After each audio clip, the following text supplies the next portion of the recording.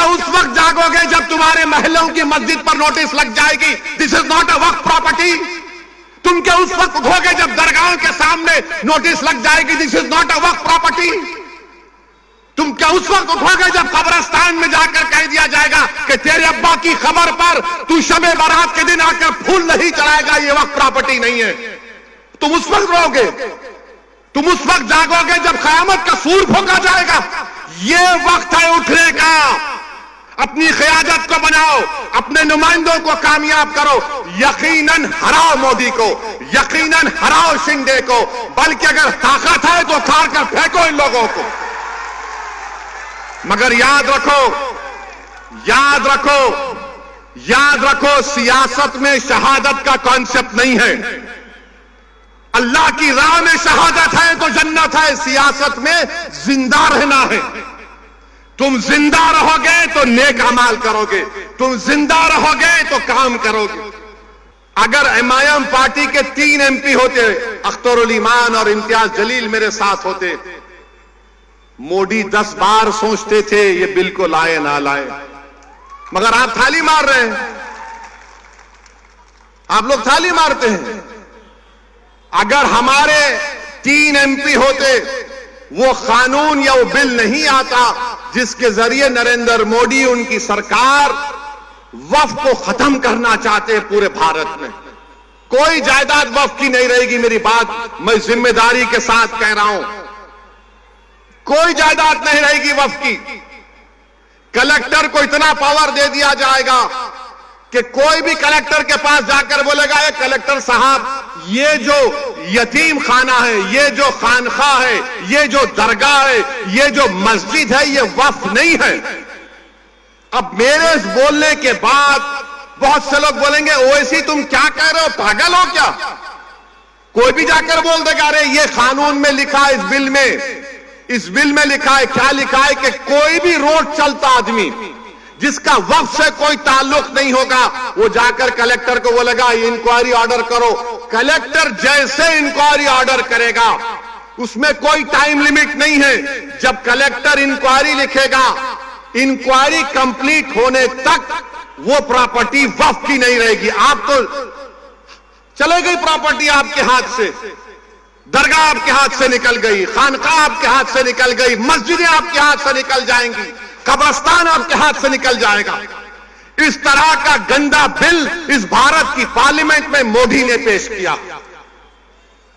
और आपको मालूम, वक्फ बाय यूजर, उसका मतलब यह है कि अगर कोई बरसों से किसी चीज को इस्तेमाल कर रहा है तो वक्फ बाय यूजर है। और यही प्रोविजन हिंदू धर्म में भी है। हिंदू धर्म की लॉ की मशहूर किताब बीके मुखर्जी, उसमें लिखते हैं बाय यूसेज ये मंदिर की बन जाती है।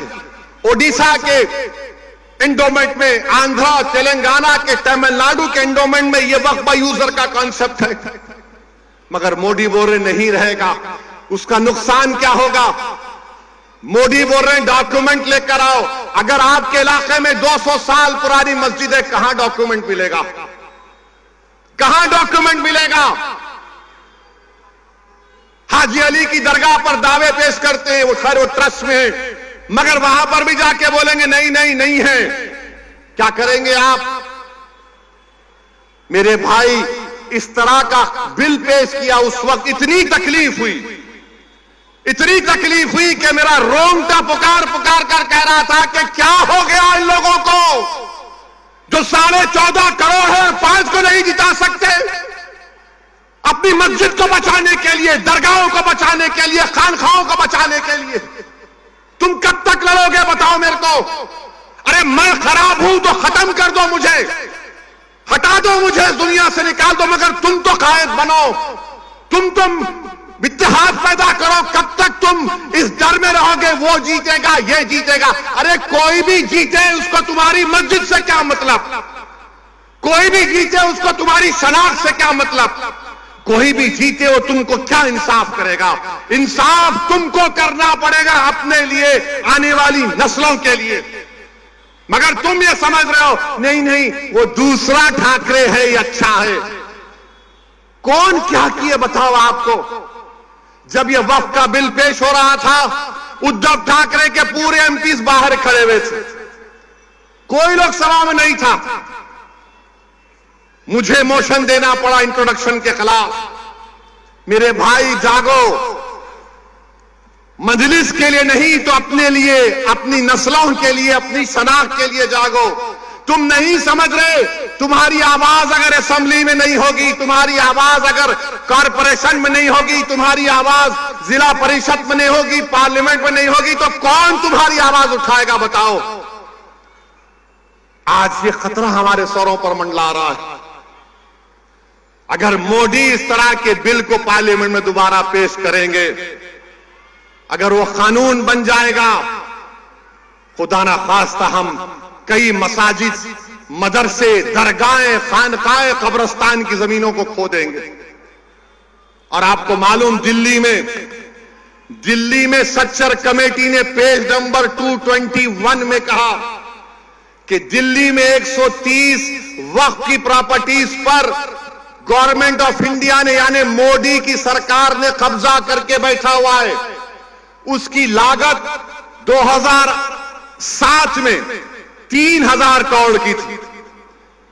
आज हम 2024 में कम से कम 10,000 करोड़ की प्रॉपर्टीज हैं जो गवर्नमेंट ऑफ इंडिया उस पर एंक्रोच कर रही है, काबिज है। मेरे भाई बताओ, अगर हमारे नुमाइंदे नहीं रहेंगे, हमारी आवाज नहीं उठेगी, तो फिर कौन उठाएगा तुम्हारी आवाज को? मौलाना आजाद को बोलने नहीं देते थे। तुम क्या, कौन सी खेत की मोली हो तुम? मगर सबक तो हासिल करो कि सन 47 के बाद जो मौलाना आजाद से हुआ वो हम पर तो चल रहा है ना, बीत रहा है हम पर मेरे भाई।